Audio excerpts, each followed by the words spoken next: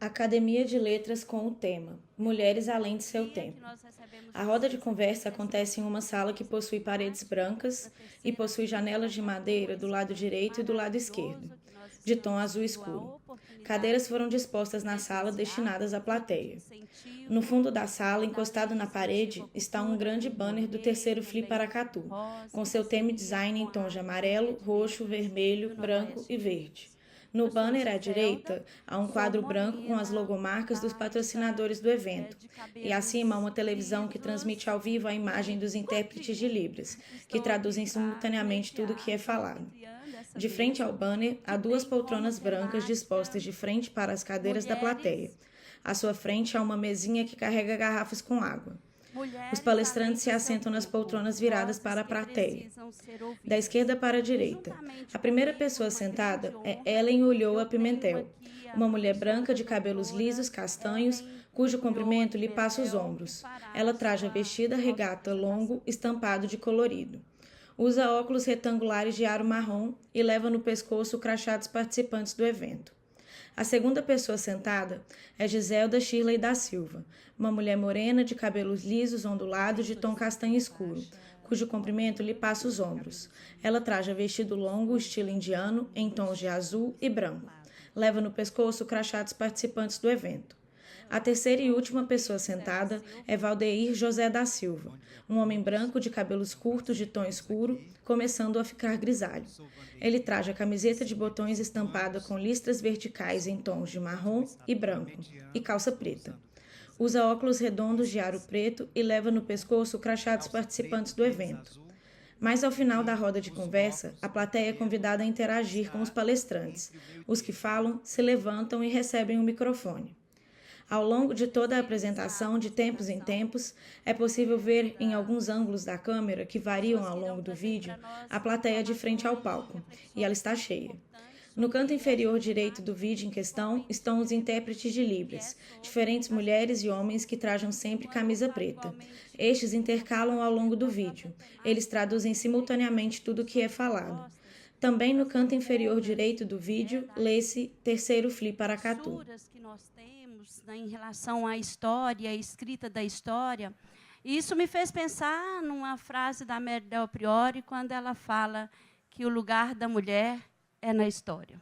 E aí, pensando nessa frase, que nós propomos, a partir das reflexões do Dr. Vandeir e da doutora Ellen, discutir o papel exercido por 3 mulheres paracatuenses da elite, que viveram entre os séculos XIX e XX.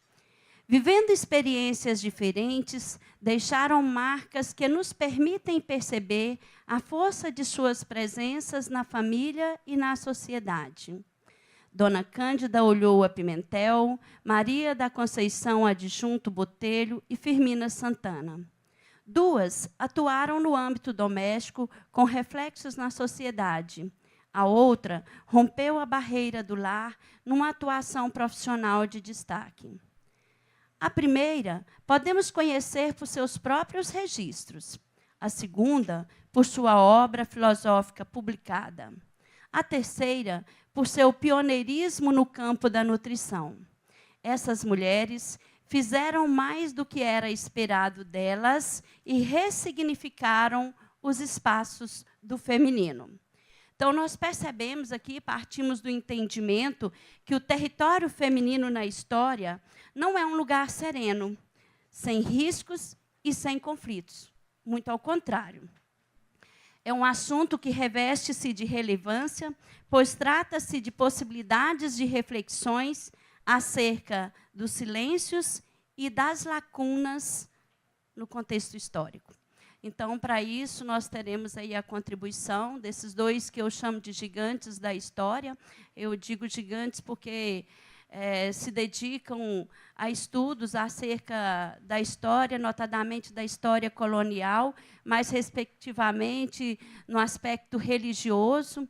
E são reflexões que também nos permitem pensar sobre as mulheres. Então, teremos inicialmente as palavras proferidas pela doutora Ellen Ulloa Pimentel, a quem tenho a honra de dizer que foi minha professora e minha grande fonte de inspiração. A professora Ellen, ela tem um papel de grande relevância no contexto da história de Paracatu. E eu digo, por ter sido exemplo e incentivo a outros pesquisadores que, tais como a mim e ao Vandeir, que foram seus alunos ainda nos tempos de graduação, as sementes que, na época, ela jogou geraram frutos, né?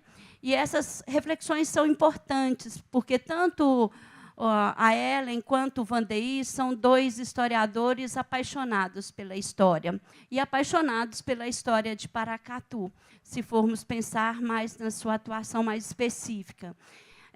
Ambos aceitaram o desafio de ir para os arquivos, lidar com papéis antigos, folhas amarelas, debruçar sobre manuscritos, às vezes rascunhos guardados, às vezes de arquivos particulares, dos arquivos públicos, tanto do Arquivo Público de Paracatu, do Arquivo Mineiro, dos arquivos de Portugal, que tanto a Ellen, no seu doutoramento, quanto o Vandeir se debruçaram a pesquisa nos arquivos portugueses.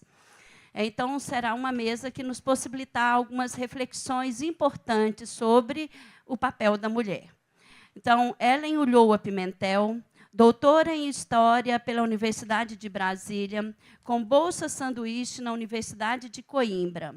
Professora aposentada da Universidade Estadual de Montes Claros, Unimontes, onde atuou na graduação e no programa de pós-graduação em História.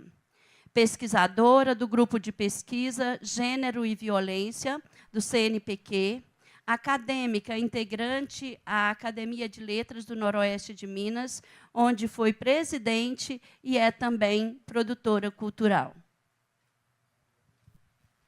Obrigada. Ela sempre muito elogiosa. Dizem que bons mestres, melhores discípulos, então eu fico contente de ter sido boa mestre. Pode continuar. Posso apresentar o Vandeir? Isso. Tá, ok. Pode ser. Bem, eu tenho uma pesquisa que trouxe para apresentar para vocês sobre duas mulheres que são muito conhecidas de nome aqui em Paracatu. A Firmina Santana, que dá nome a uma praça central, mas que ninguém sabe. Aqui em Paracatu, você pergunta quem é, quem foi, ninguém sabe dizer. E a Dondona, que é a Maria da Conceição, adjunto Botelho, que dá nome à Casa de Cultura. E essas mulheres foram... Uma é um pouquinho mais velha do que a outra, mas não muito, viveram um mesmo período. E eu inicio minhas reflexões com a constatação de que igualdade e cidadania são conquistas sempre inacabadas. E jovens, alguns que estão aqui, eu acho que precisam sempre pensar nisso. O que vocês têm hoje, as conquistas que garantem a vocês um tipo de vida muito livre, né, e com uma participação mais intensa, só foi possível por meio de muita luta. E essas lutas têm que continuar, porque nenhuma conquista é garantida. Conquistas podem ser retiradas de nós, às vezes com um golpe de caneta, né? E a gente precisa ficar atento e continuar a luta. Nenhuma luta acaba antes que se instale uma cultura nova. E essa cultura nova, ela demora, muitas vezes, centenas de anos para se instalar. Então, a luta continua. Como estamos falando de mulheres, vamos falar de mulheres. As 3 mulheres das quais a gente trata não participaram de nenhum movimento feminista, não são pessoas excluídas da sociedade, foram pessoas que tiveram oportunidades, mas aquelas oportunidades que eram próprias do seu tempo e que eram muito limitadas para mulheres. as conquistas que a gente tem, eles são também frutos de amadurecimentos de marcos teóricos. O feminismo nos trouxe muitos marcos teóricos importantes, e estes marcos teóricos continuam evoluindo, e o feminismo continua em luta. E a gente até ainda vê algumas mulheres dizendo, eu, feminista? E alguns dizendo, feminista é mulher masculina, mulher homem, como se isso fosse um descrédito, não é? Bem, essas mulheres que trago hoje, elas viveram no final do século XIX, início do XX, e viveram em uma sociedade, a sociedade paracatuense, uma sociedade extremamente patriarcal, e num momento em que o patriarcalismo imperava. Aí vocês vão dizer, mas nem todas viviam sob esse patriarcalismo, porque há um grupo de mulheres menos privilegiadas que a vida inteira tiveram que trabalhar e que mantiveram, que sustentaram suas casas. Isso sempre houve. Eu não estou trazendo estou trazendo exceções, né? Exceções de mulheres da elite paracatuense que tiveram oportunidades, mas que fizeram dessas oportunidades uma chance de fazer algo mais do que lhes era permitido, do que as oportunidades pretendiam permitir. Elas viveram no momento em que surgiu, como política de Estado, a valorização da mulher, que deveria ser educada, porque ela deveria ser a rainha do lar. Todos nós ainda vivemos um pouco aquela coisa da rainha do lar, né? E da mãe. A mãe que precisa de uma educação, porque ela precisa educar os filhos. Mas a função dela é essa. E a essas mulheres era permitido trabalhar fora, desde que em algumas profissões que fossem compatíveis com a mulher. Magistério, não é? E mesmo a enfermagem. Eram profissões de cuidado, profissões que a mulher poderia exercer sem ferir, não é, o seu status dentro da família patriarcal.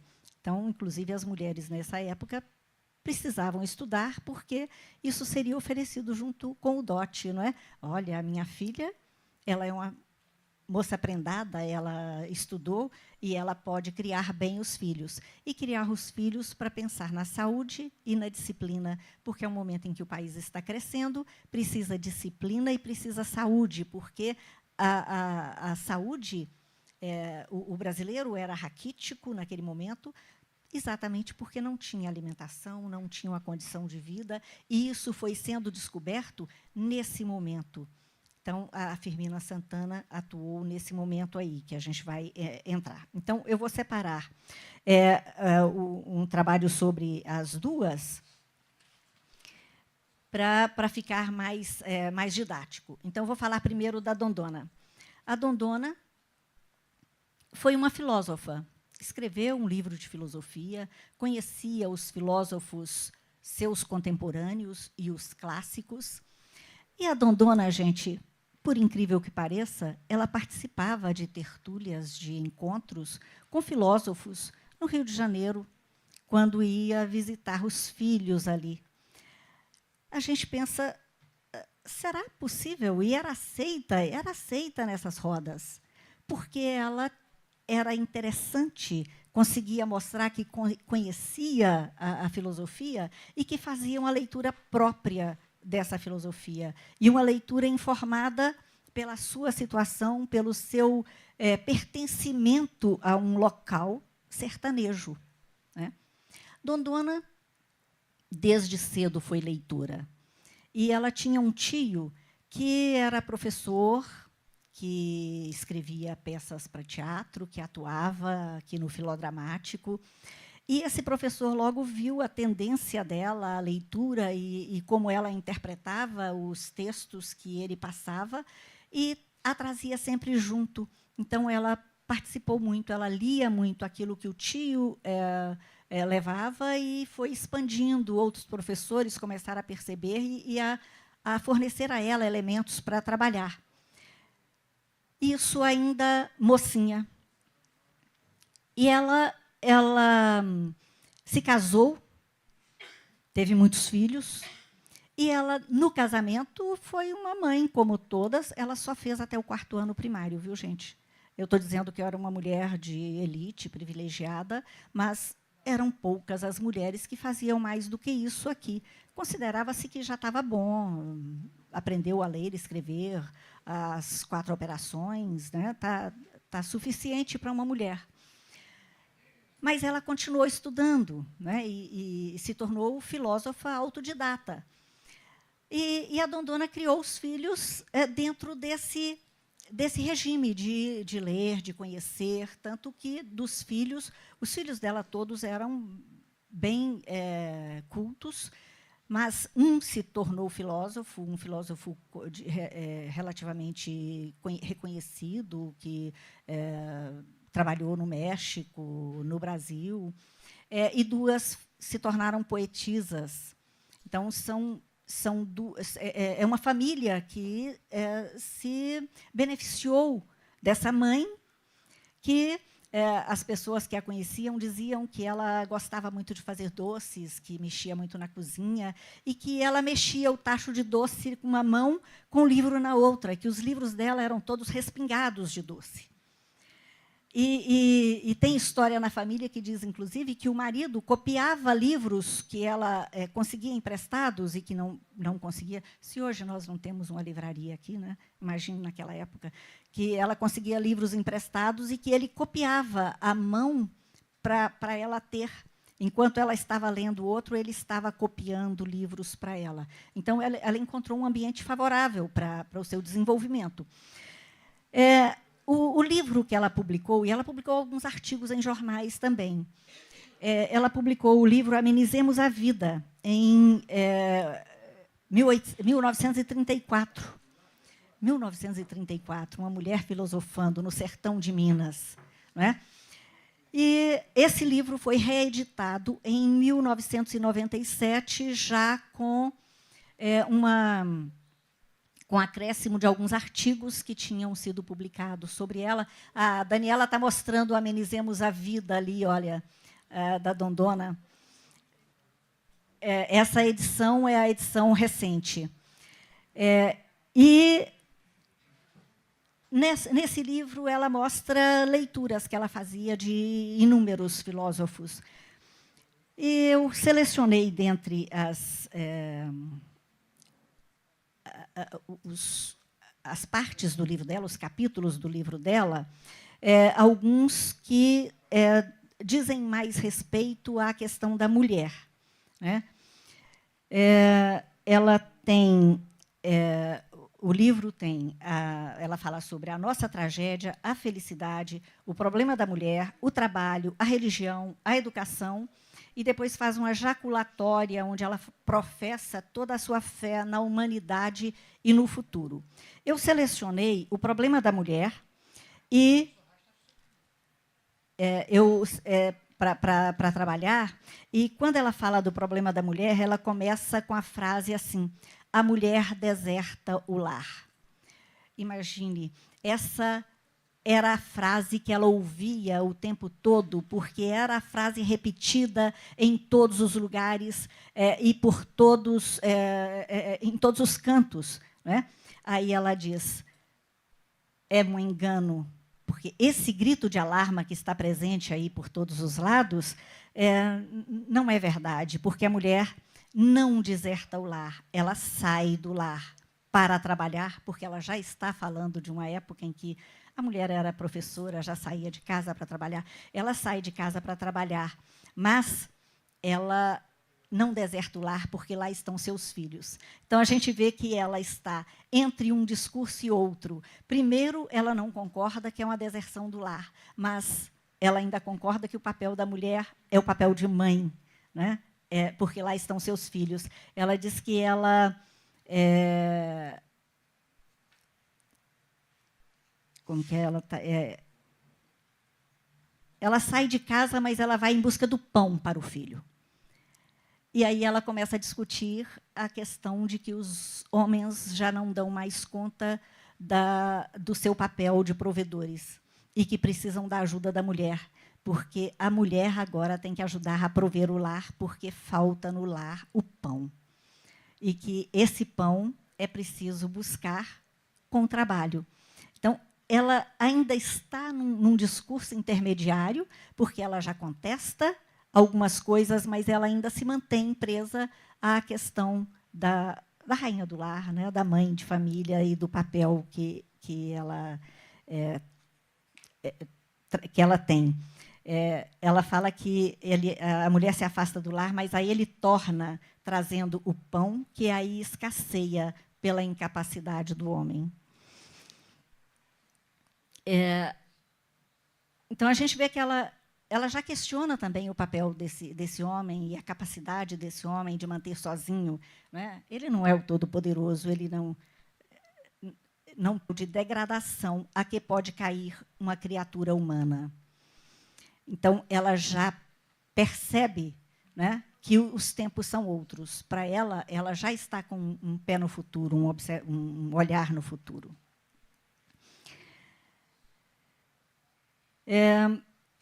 Esse trabalho, que para as bem-nascidas era novidade, e não podemos nos esquecer que estava ainda em vigor o Código Civil Brasileiro, que é de 1916, e que dizia que a mulher era dependente do marido, que o marido era a cabeça da família, e que, para trabalhar, a mulher tinha que ter autorização, antes de casar, do pai, depois de casada, do marido. Ela não podia trabalhar sem essa autorização. E esse código, gente, vigorou até, se não me engano, 76. Foi um código longevo, apesar de que caiu em desuso, né? Porque ninguém segura a mulherada.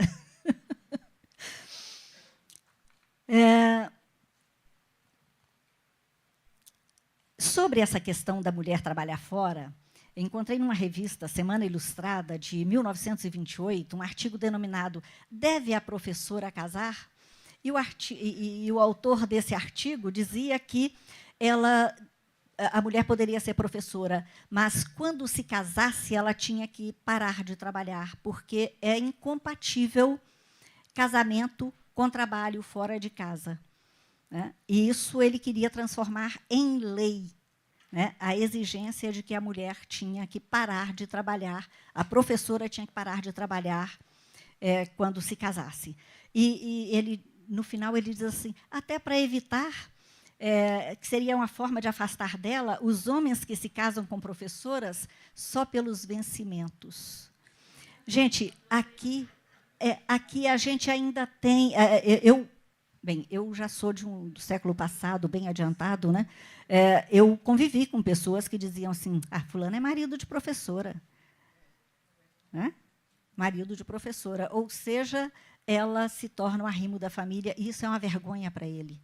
Né? Ele não deu conta de sustentar a casa.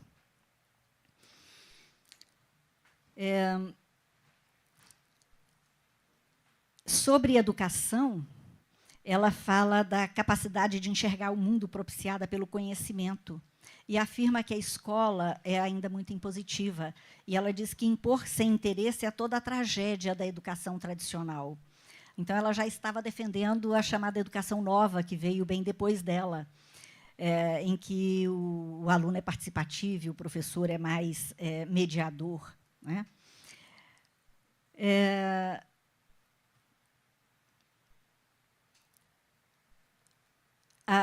Uma filha dela, que escreveu, a Beatriz Botelho, que é uma das escritoras, né, que tem publicações, ela escreveu que Eurialo Canabrava, Otto Maria Carpô e José de Queiroz Lima foram amigos e companheiros de tertúlias de Dondona nas ocasiões em que ela ia ao Rio de Janeiro visitar os filhos que lá moravam, porque era preciso sair de Paracatu para estudar. Né? Aí alguns iam para Belo Horizonte, não havia Brasília ainda, era Belo Horizonte ou Rio de Janeiro.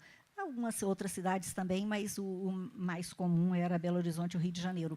E a viagem para esses lugares era de tinha pedacinhos de carro, tinha pedaços de trem, dependendo de por onde ia, tinha que atravessar de balsa os rios, não havia uma rodovia, né, a BR-040 é da década de 50. Então, levava-se até uma semana para chegar no Rio de Janeiro.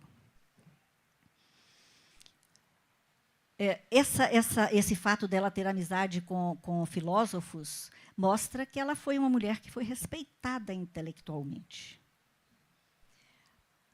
Já acabou? Então, vou rapidinho aqui sobre Firmina Santana. A Firmina Santana, a gente tem pouca coisa escrita sobre ela, então encontrei sobre ela artigos de jornal, recortes em jornal, falando sobre participações que ela tinha em atividades de nutrição. Firmina Santana e mais uma colega foram as primeiras nutricionistas brasileiras, e nutricionistas no feminino mesmo, porque era uma carreira voltada para mulheres. Os médicos eram nutrólogos, há uma diferença entre a função de um e outro, mas homens que queriam trabalhar com nutrição iam para a medicina, eram nutrólogos. E quem trabalhava com a nutrição como a gente conhece ainda hoje, eram mulheres. E as mulheres, elas, inclusive, porque era uma coisa ligada à casa e à cozinha, não é? Era a mulher que sabia alimentar os filhos, e ela, então, era também a melhor pessoa para ser uma nutróloga, que lidar com as necessidades. E a gente encontra informações dela, primeiro fazendo um curso na Argentina, que foi o primeiro curso da América de nutrição. Ela foi fazer, e no Brasil ainda não tinha, e ela veio. Josué de Castro, que é um nutrólogo extremamente importante e que tem um trabalho enorme sobre a fome no Brasil e a explicação de que o raquitismo, a fraqueza do brasileiro, ela era decorrente da fome, e contrário às teorias raciais, que diziam que era porque havia miscigenação, que a população brasileira havia se degenerado. Ele diz, não é uma degeneração racial, é uma degeneração alimentar. É falta de alimento, é falta de nutrição que faz com que as pessoas sejam raquíticas, com que as pessoas não consigam se manter e trabalhar. Então, na política brasileira, para tentar melhorar a condição de trabalho, de higiene, foi trabalhada a questão da higiene e da saúde, e a nutrição estava dentro disso. Ela representou o Brasil nos Estados Unidos em congressos sobre nutrição, na Europa. Então, uma mulher que representa o país, né? Naquela época, ela morreu na década de 50, e morreu nos Estados Unidos quando, depois de participar, de ir como representante do Brasil, ela ganhou uma bolsa dos Estados Unidos para estudar nutrição lá. E ela teve um problema de saúde e morreu, me parece que alguma coisa intestinal, uma obstrução, e acabou morrendo lá, ainda muito nova. Mas uma mulher que, fazendo as coisas que eram típicas da mulher, era o cuidado, era a nutrição, era a cozinha, ensinando para quem os panfletos da época, as propagandas das atividades, diziam que ela ia dar um curso para as professoras, que tinham que saber nutrir os seus alunos. Então, era sempre voltado para a mulher. Então, ela era uma mulher que foi à frente do seu tempo também, porque ela desbravou, né, muitas fronteiras, e ela conseguiu respeito, né, de toda uma classe. Ela foi a fundadora da Associação Brasileira de Nutricionistas, e até hoje eles rememoram, né, o papel, a importância dela como primeira nutricionista e como fundadora. E parece que ela era muito bem politicamente, ela conseguia muita entrada. Trabalhou em órgãos, não é, de saúde, de nutrição, e ela sempre fazia essas mediações. Então, também a Firmina Santana é uma mulher à frente do seu tempo. E, passando lá para o fim, eu quero, só para encerrar, voltar à questão das nossas conquistas, não é? Em que pé estão nossas conquistas? Eu encerro minhas reflexões, como iniciei, constatando que a igualdade e a cidadania são conquistas inacabadas, e, principalmente, para os jovens. Deem continuidade a essas conquistas. Nós não podemos perder tudo aquilo que já conquistamos. Desculpem a demora.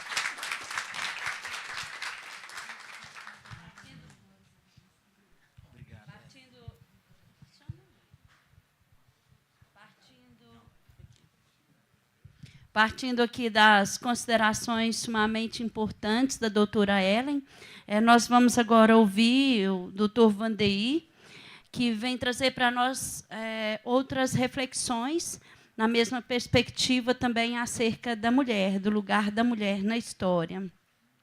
Vandeir é doutora em História pela Universidade de Évora, em Portugal, estudou as Irmandades Negras em Paracatu, setecentista, é mestra em História Cultural pela Universidade de Brasília, quando ele estudou a caretagem ali de São Domingos. Especialista em História do Brasil pela PUC Minas. É graduada em História pela Faculdade Finon. Graduado em Estudos Sociais também pela Faculdade Finon. Membro da Academia de Letras do Noroeste de Minas. É professor da UniJK e da Faculdade do Noroeste de Minas, Finon.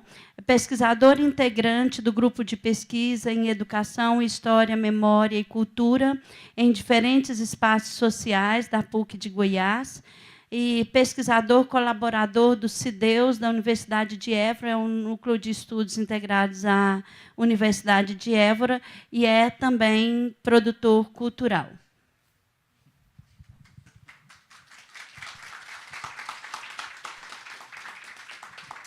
Bom dia a todos e a todas, né? Eu vou pedir licença para quebrar o protocolo em sinal de respeito e de admiração por todos vocês que estão aqui até um horário desse. Então, como eu sou professor, aprendi a ser professor, duas grandes pessoas marcaram a minha vida nessa trajetória, que é a professora Ellen, que está aqui, né? Há outros professores que marcaram muito a minha vida, mas eu lembro-me sempre do professor José Eduardo Santiago. O professor José Eduardo me ensinou a como ser professor nas salas de 5ª e 8ª série, quando assim ainda se falava, e no ensino médio. Bom, eu quero agradecer, né, a Deus pela oportunidade das palavras que a Giselda proferiu. Eu sou uma pessoa que veio da Carvoeira, eu saí com 15 anos da Carvoeira e comecei a minha 5ª série, e coloquei as minhas vistas para o céu, coloquei meus joelhos por terra e sempre pedi a Deus para que Ele fizesse dos meus obstáculos, né, algo maior para que eu pudesse alcançar. E a minha trajetória toda de pesquisa, mais de 20 anos, ela se volta mais para a cultura negra. O meu mestrado foi com a comunidade de São Domingos, e eu aproveito para homenagear a dona Cristina e a Irene, né, que são duas líderes da comunidade, que são pessoas que são extraordinárias. E eu trouxe aqui só para mostrar, né, que eu acho que tudo que nós aprendemos, nós temos que fazer dele o nosso cabedal. Eu gosto muito da Verena Alberti, eu trabalho muito com literatura, com história oral. Nesse outro livro, Os Espaços da História Cultural, que foi organizado pela professora doutora que orientou a Giselda, que é a Tereza Negrão, que todos nós, que nós conhecemos, e a Márcia, que também foi uma fonte de inspiração para nós. E, por último, eu deixei a minha querida e saudosa Cléria, que era a responsável pelo Laboratório de História Oral da UNB. Com ela eu aprendi a simplicidade e a empatia intelectual, e saber que sempre eu estou à disposição de aprender, com todos e com todas, desde um pós-doutor a uma pessoa que está lá no meio da roça, que possa me informar os dados de como o mundo ele provém. Então, eu já pedi desculpas, eu vou ficar em pé, ok? Ninguém vai se importar, né? Mas em sinal de respeito por vocês mesmos.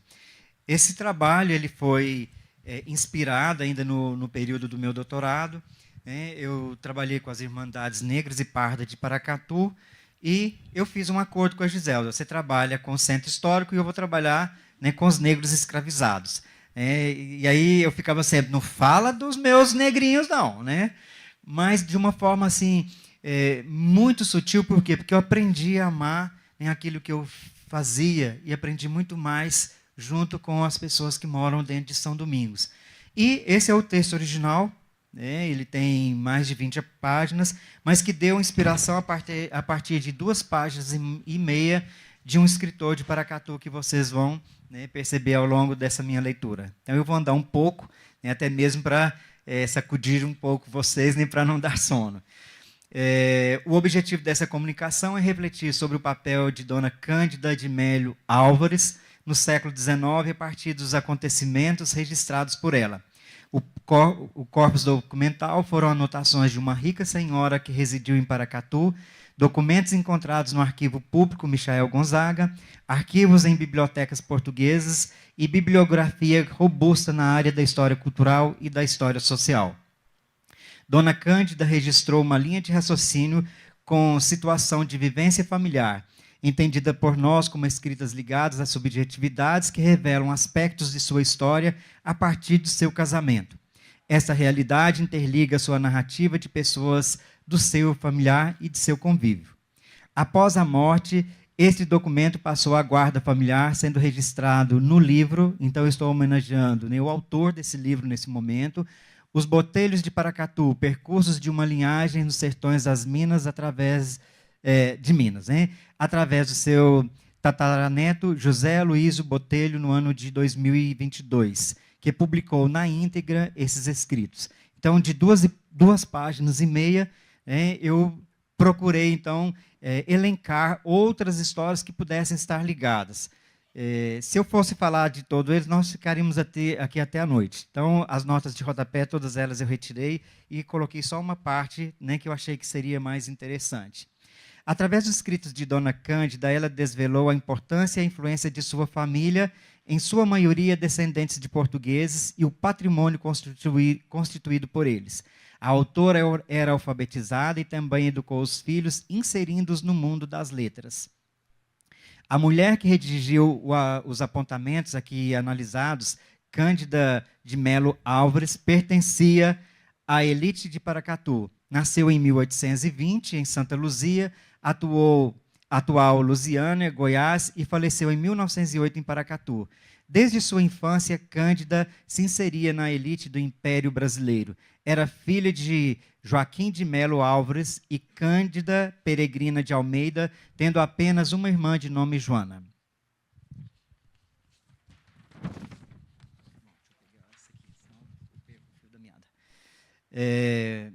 Seus avós, né, seus avós maternos foram Manuel Tomás de Almeida e Francisca Mendonça, sendo Cândida uma dessas filhas, né? Observamos que a escritora recebeu o mesmo nome da mãe, sendo modificado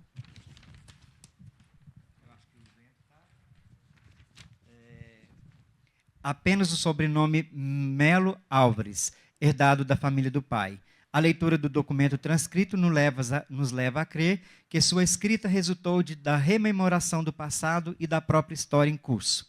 O texto inicial refere-se ao seu enlace matrimonial, contraído com Domingos Pimentel de Ulloa, em 15 de novembro de 1840. Nessa ocasião, ela tinha 20 anos e o marido era 5 anos mais velho. A união dos dois jovens significou o laço entre as famílias da elite de Santa Luzia, Goiás e Paracatu. Depois do casamento, seu nome passou a ser Cândida de Melo Ulloa, retirando o Álvares. Segundo Dincão, o casamento entre famílias ricas e burguesas era usado como um degrau da ascensão social ou uma forma de manutenção dos status. Domingo Pimentel Ulloa, seu esposo, era natural de Paracatu, pertencente à elite política e econômica local e desempenhou importante papel na política de Paracatu. Tornou-se tenente-coronel, comendador, sendo também proprietário de terras e de escravizados. A leitura da narrativa nos permite perceber a importância que teve para a mesma constituição do matrimônio e formação familiar, pois, ao lançar os dados do seu enlace matrimonial, listou os 9 filhos resultantes dessa união e a formação de suas das suas respectivas famílias. Nasceu a segunda filha, Laura, de 13 anos, 18 de fevereiro de 1844, casou em 18 de abril de 1874 e faleceu no Rio de Janeiro a 4 de março de 1886. Casou-se aqui no dia acima, disse, e saiu para a corte em 18 de maio do mesmo ano. Lá teve 2 filhos, Emanuel, que nasceu em 18 de fevereiro de 1875, e Otoniel, que nasceu em 21 de agosto de 1876. Vemos que, pelas datas do nascimento dos filhos, logo no primeiro ano após o matrimônio, Dona Cândida teve a primeira filha e, no período de 18 anos, teve 9 partos, entre os quais apenas deles não foi feliz, ela apenas nasceu. Dos 9 filhos listados, 6 eram do sexo feminino, Adelina, Laura, Cândida, Ana, Mariana, e a que faleceu não lhe foi atribuído o nome, e 3 crianças do sexo masculino. Frederico Tomás Duarte. Ter uma prole numerosa era comum nesse período, bem como curto espaço de tempo entre uma gestação e outra. Em relação ao relato sobre os filhos, notamos a preocupação de Dona Cândida de descrever a constituição das famílias de Laura e Mariana, referindo-se também à mudança das mesmas com os maridos.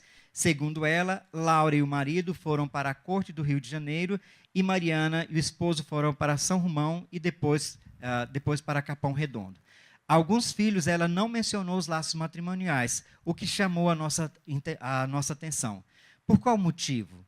Com quem elas se casaram? Qual a importância dos mesmos na elite de Paracatu?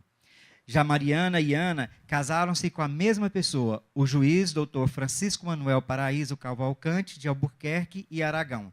O referido juiz casou-se primeiro com Mariana, que tinha apenas 19 anos. Porém, em abril do ano seguinte, 1875, ela faleceu de complicação decorrentes do parto. Em dezembro do mesmo ano, 1875, o Dr. Paraíso casou-se com a irmã da primeira esposa, Ana Pimentel de Ulloa.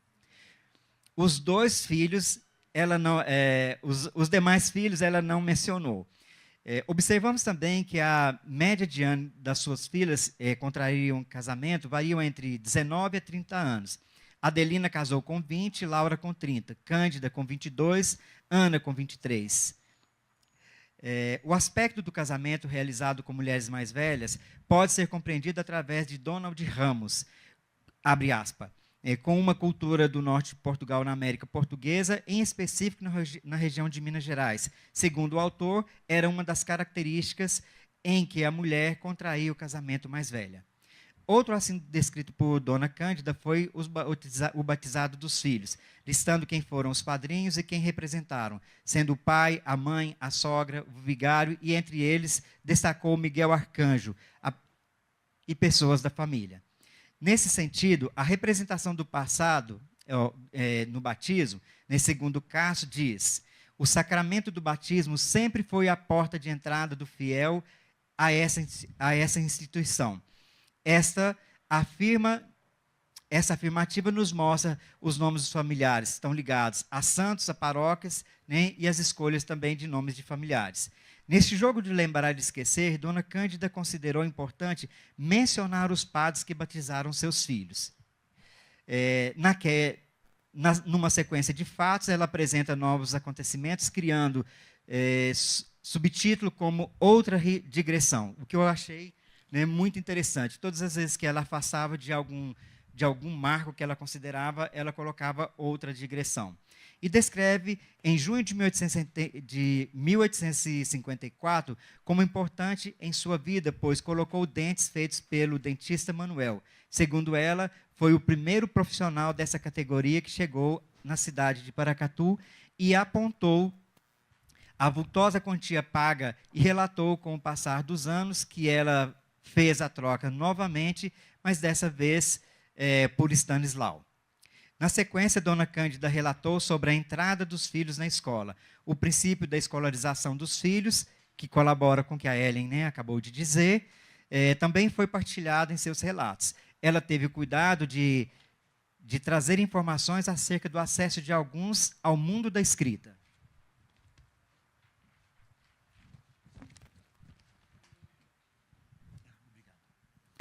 Adelina para a escola Dona Francisca da Costa Pinto, a 4 de maio de 1848. Saiu em dezembro de 1850. Laura, né?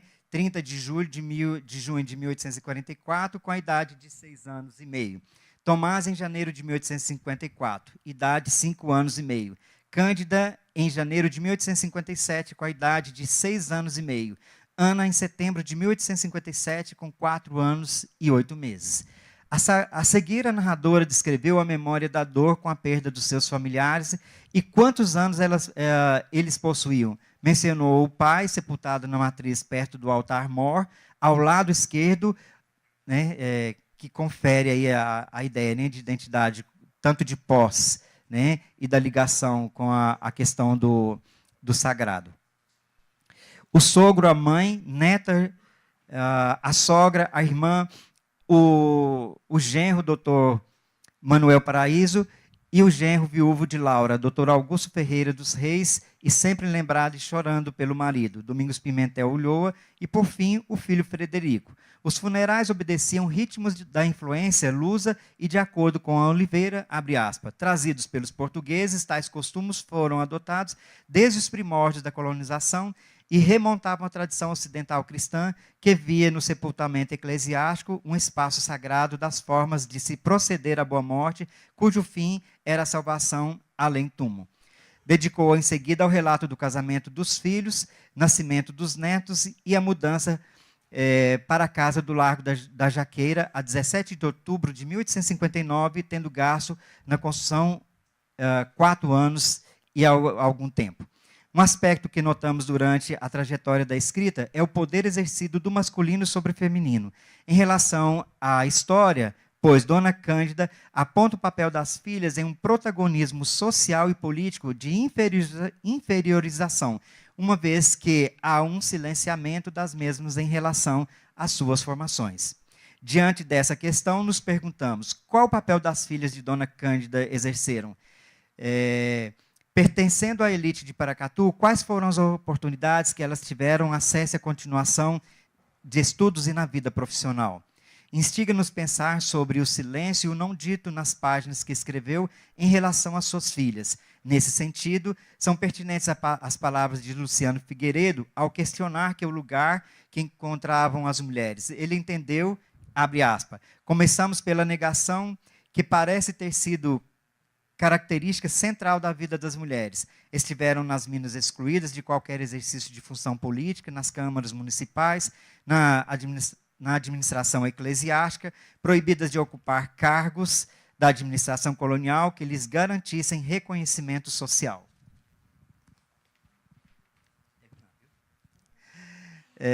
Nessa perspectiva, Dincão apresenta o papel social da mulher de classes mais abastadas e as suas atribuições em relação ao lar e aos filhos, sendo sua supervisão, o cuidado com os filhos, muito valorizado nessa época, forçando a ideia de que é muito importante que as próprias mães cuidem da primeira educação dos filhos. Para além do papel, o mesmo autor defende também a ideia de que as mulheres significavam um capital simbólico importante, embora a autoridade familiar se mantivesse em mãos masculinas do pai ou do marido, fossem elas esposas, tias, filhas, irmãs, sobrinhas, cuidavam da imagem do homem público. As últimas anotações foram dedicadas aos escravizados. Nos escritos de Dona Cândida, ela apresentou alguns nomes de suas escravas e dos filhos destes, informando a data do nascimento e falecimento também de alguns. Distinguiu a cor da pele, apontou uma delas ser de origem africana e 3 pardas. Ela fez menção também às crianças que nasceram sob a lei do ventre livre, essa lei de número 2040, que foi uma das medidas adotadas através da legislação no passo do Senado do Rio de Janeiro em 28 de setembro de 1871, que foi assinado pela princesa imperial regente Isabel. A partir dessa assinatura, os filhos das mulheres de escravizados foram considerados livres, devendo, no entanto, observar as condições associadas a essa liberdade. Então, não vou me ocupar dessa outra parte, já vou lá para o final.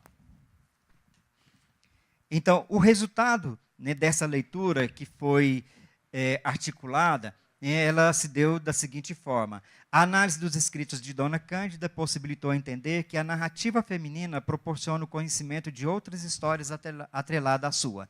A constituição social e familiar, laços que dão indícios da religiosidade, cultura e sociedade. Os registros e análises realizadas nesse texto dão-nos a ideia de perceber aspectos da identidade da narradora como personagem central nesse discurso. O uso da primeira pessoa é recorrente no texto, possibilitando o entendimento, a relação entre o papel do narrador e a personagem central, sendo ela própria. Mesmo com a descrição familiar, vê-se que toda a trama narrativa se deu em fundo de suas lembranças e atribuições de laços à sua pessoa, entrelaçando as histórias dos demais personagens às histórias de seus desdobramentos. Essas lembranças proporcionaram condições de saber mais sobre quem foram seus antepassados e os membros de sua família, o que possibilitou conhecer sobre personagens importantes na configuração econômica e política de Paracatu no século XIX. Por fim, não temos pretensão de esgotar este estudo, tendo em vista que novos olhares e reflexões abrem possibilidades a outras abordagens. Muito obrigado.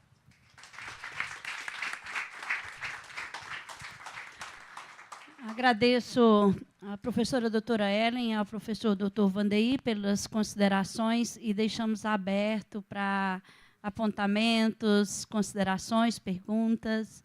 Sim, por gentileza.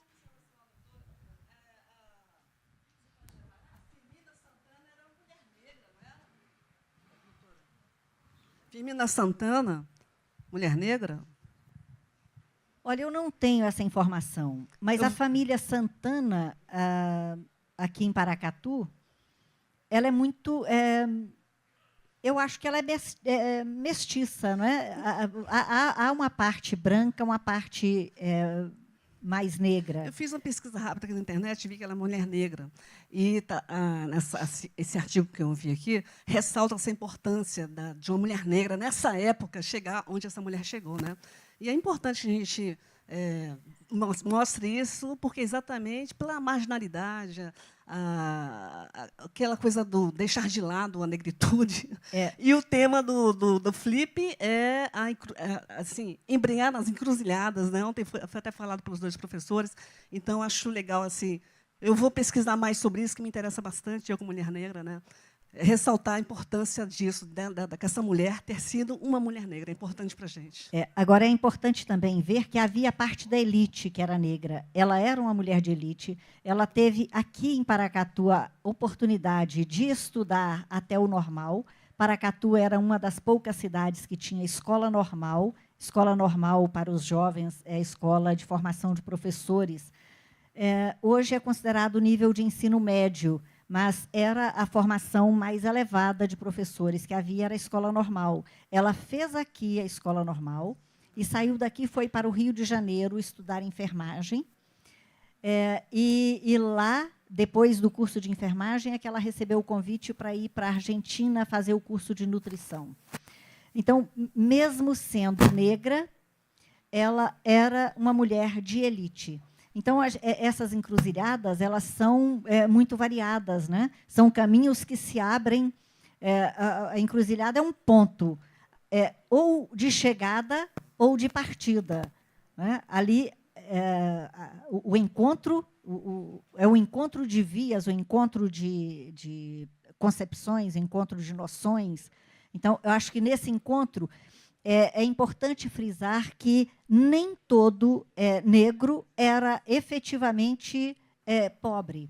Em estudos que fiz sobre Paracatu e Minas Gerais, eu encontrei muitos inventários de negros que deixavam fortunas e que haviam feito fortunas com o trabalho que desenvolviam, porque era possível, dentro da legislação, havia tipos de trabalho em que ele podia angariar dinheiro próprio para comprar a sua liberdade. Eu não estou falando daqueles casos de liberdade concedida, eu estou falando de liberdade conquistada, conquistada pela própria pessoa por meio de seu trabalho. né? E que resultava em formação de fortunas. E a gente vê ex-escravizados em uma série de funções que, aparentemente, a gente acha que onde não estariam. Havia alguns trabalhando na parte de escrita, contabilidade, e a ideia geral é de que nenhum tinha acesso ao estudo, né? Então, isso mostra uma outra encruzilhada. Realidades múltiplas, claro que eu não vou dizer que é a maioria, né? Mas realidades múltiplas também para a população negra ou de origem africana. Muito obrigada. E mais uma perguntinha para o professor agora. É que eu fiquei assim, me chamou a atenção no início da sua fala, professor. O senhor fez uma fala e fez uma distinção, não foi distinção, mas mencionou negros e pardos. Aí eu não entendi muito bem, porque no Brasil, pelo IBGE, na classificação do IBGE, os negros são os pretos e os pardos. E o senhor fez essa menção no início da fala, negros e pardos na sua pesquisa. Aí eu não entendi muito bem, porque eu gostaria que o senhor falasse alguma coisa sobre isso. Porque pelo IBGE, os negros no Brasil são pretos e pardos, né? Seu nome é? Marina Andrade. Marina, então, esse trabalho ele se constitui a partir do século XIX. Então, ele não tem ligação com o que o IBGE está construindo.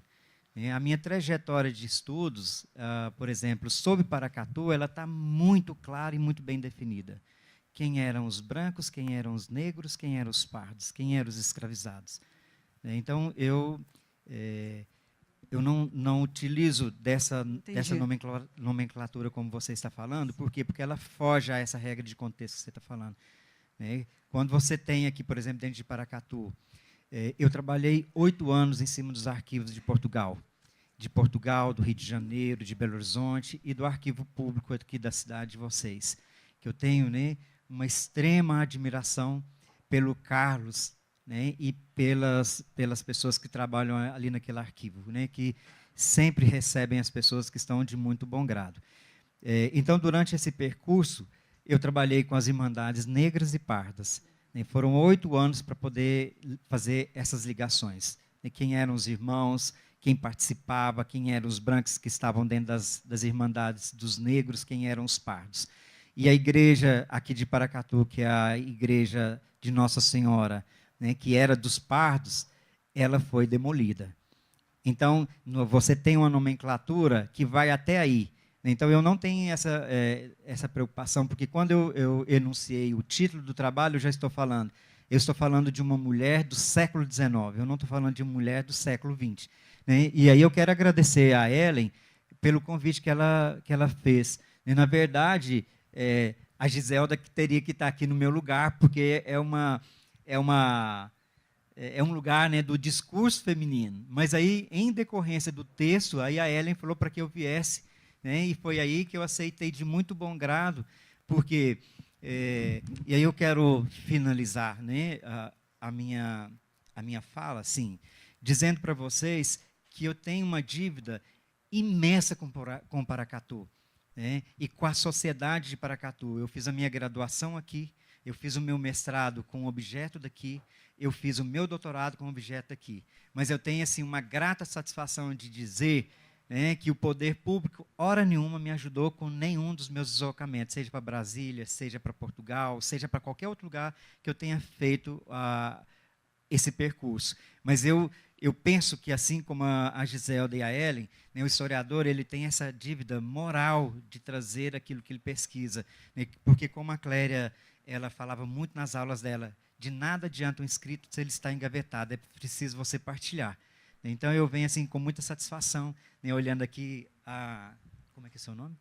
A Thelma, olhando, toda hora que eu olho para ela, ela está com um sorriso nos lábios. Isso é muito bom, gente, que é a forma de nós recebermos aquele que tem alguma coisa para nos dizer. Então, em nome da Thelma, eu quero agradecer toda a sociedade paracatuense e dizer que eu me sinto de Paracatu com muito amor por tudo que eu aprendi aqui nas minhas 800 páginas de doutorado que eu escrevi.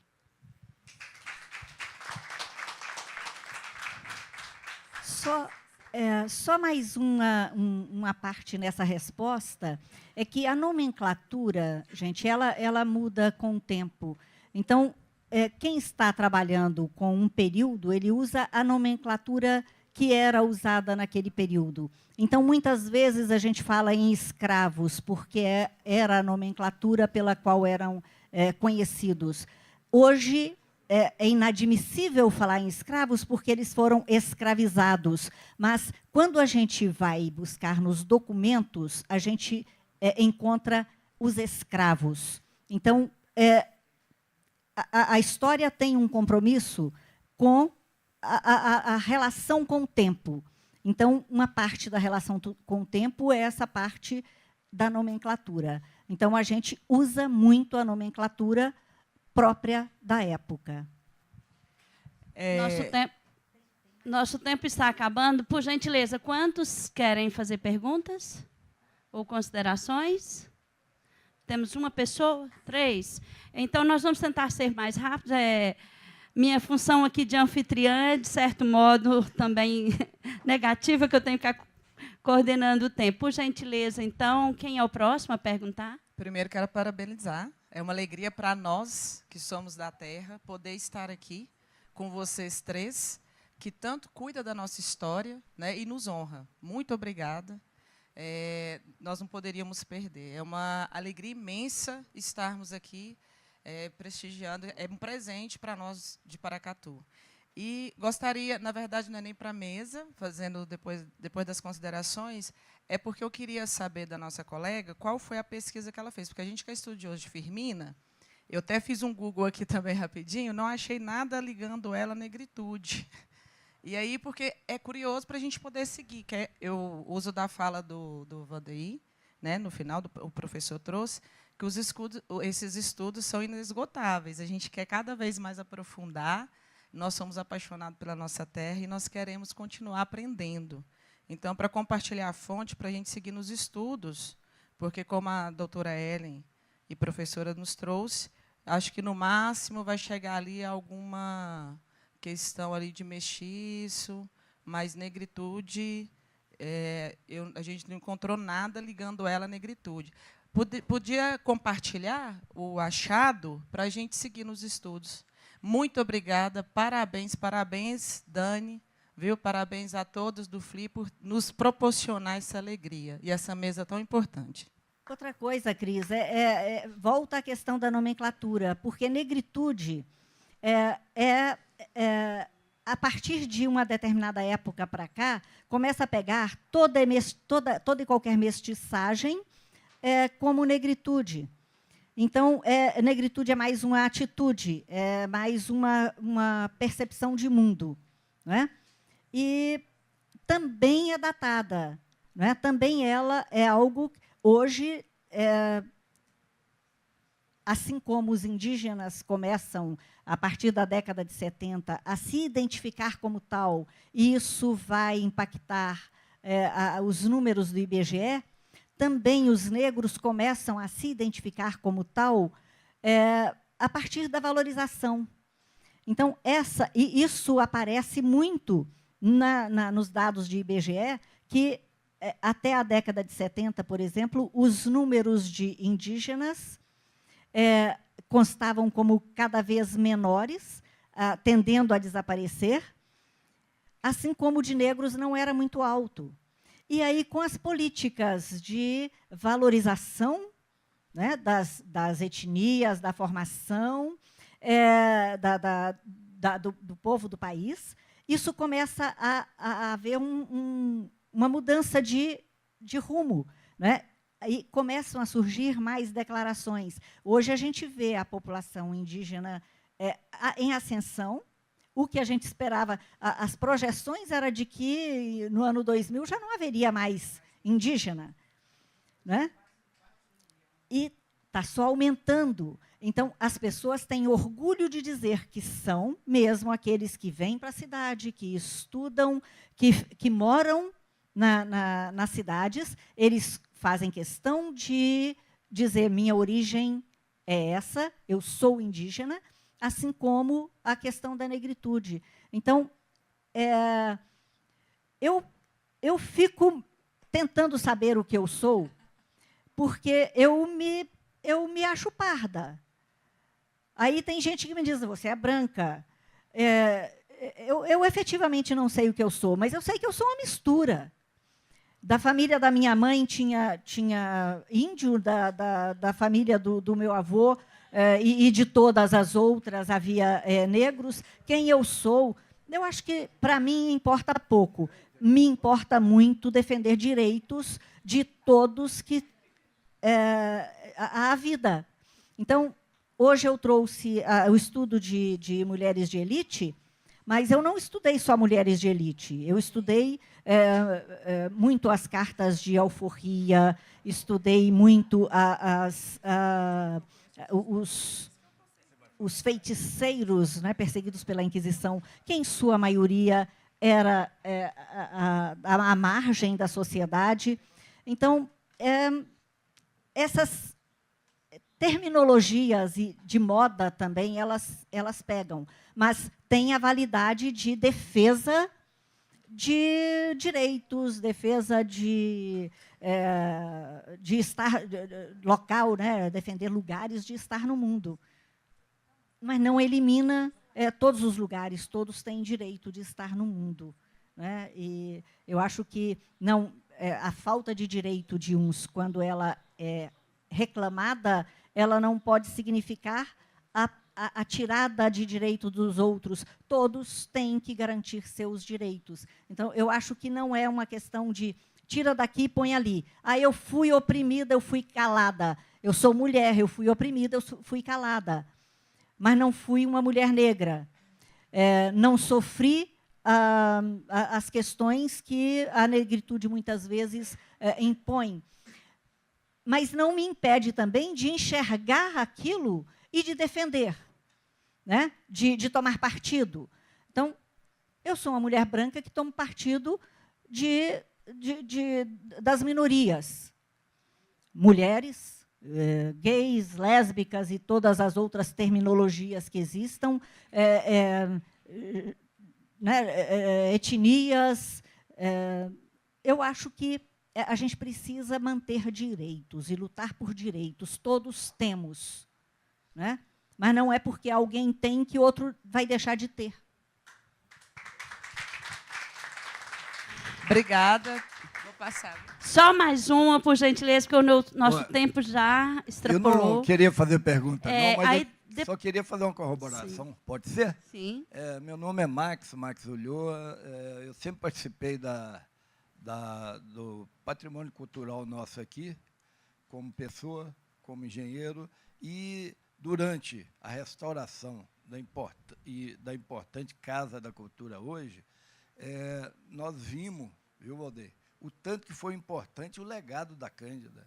A Cândida veio de Uberlândia, de Lusiânia, das famílias Melo, misturado com Meireles e várias outras, que é entrelaçada com Paracatu, mas, ao deixar esse diário, ela deixou uma importante contribuição, além das que você falou.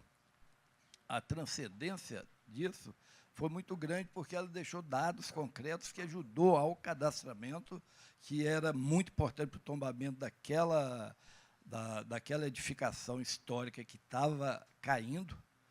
Vocês não lembram, mas eu participei, Geraldinho lembra, tem outros aqui, que pela idade eu sei que vocês não viram, mas estava caindo aquela casa, né? E esse legado dela foi muito importante para, na época, Promemória, que fez todo o processo de cadastramento a pedido nosso, a Paracatu, nós, cidadãos, vindo a necessidade de restaurar aquilo, não só aquilo, a constituir um núcleo histórico, né, preservado, mas, principalmente, ali foi um marco zero, um marco que iniciou a preservação desse patrimônio cultural nosso hoje, que é defendido por lei. Então, aqueles dados que ela deixou ali, além do que você falou, essa de uma transcendência, de uma importância muito grande. E tinha mais outra coisa que eu queria deixar aqui como corroboração, mas é parabenizar você trazer a Cândida, né, uma mulher do século XIX, sabendo deixar um diário desse escrito, saber da importância que tinha a mulher, que tinha uma edificação e que tinha aquele tempo para o mundo nosso aqui de Paracatu. E um cidadão paracatuense, de nome Vasco Adjuto Botelho, tinha em seu poder esse diário original e me entregou em mãos para entregar à Casa de Cultura, e que eu entreguei à secretária, então, à presidente, então, da Casa de Cultura, em mãos, que era a Graça, em mãos, e esse original eu já busquei lá saber se estava lá, que eu vejo essa importância que hoje está sendo ressaltada aqui por você, e não o achei. Então, deixo aqui um protesto de que o original entregue por mim, a pedido de Vasco Adjuto Botelho, tá? E tem que estar na Casa de Cultura. Eu agradeço muitíssimo todas as contribuições, todas as colocações, as reflexões aqui realizadas. Sei que muitas inquietações ainda ficaram, afinal, são essas perguntas que movem outros estudos, que movem outros debates, e elas são sumamente importantes para a compreensão e para a escrita da história. E são justamente essas fontes, como, por exemplo, citada pelo Marx, e também abordadas tanto na mesa quanto na mesa anterior à nossa, que falou das fontes orais, que são de grande importância para que a história seja sempre escrita e reescrita. E é justamente essa escrita e reescrita da história que faz dessa uma das ciências mais belas do mundo. Nós agradecemos a todos vocês pela paciência, por terem permanecido, por estarem de fato aqui presentes. Agradecemos à Academia de Letras por oportunizar esse momento aqui nesse espaço, que é um espaço de cultura, é um espaço de história, é um espaço de memória, é um espaço de literatura, ao apoio, né, da Lei Rouanet, ao apoio da Kim Ross e a contribuição que nós temos aqui dos dois participantes da nossa mesa. Esperamos que vocês aproveitem ao máximo essa oportunidade grandiosa que vocês estão tendo de ter um festival literário na terra de vocês, né? E aos que não são de Paracatu, como, por exemplo, eu e Vandeir, citar Gilbério ali, que veio, Gilbério é da Academia de Letras de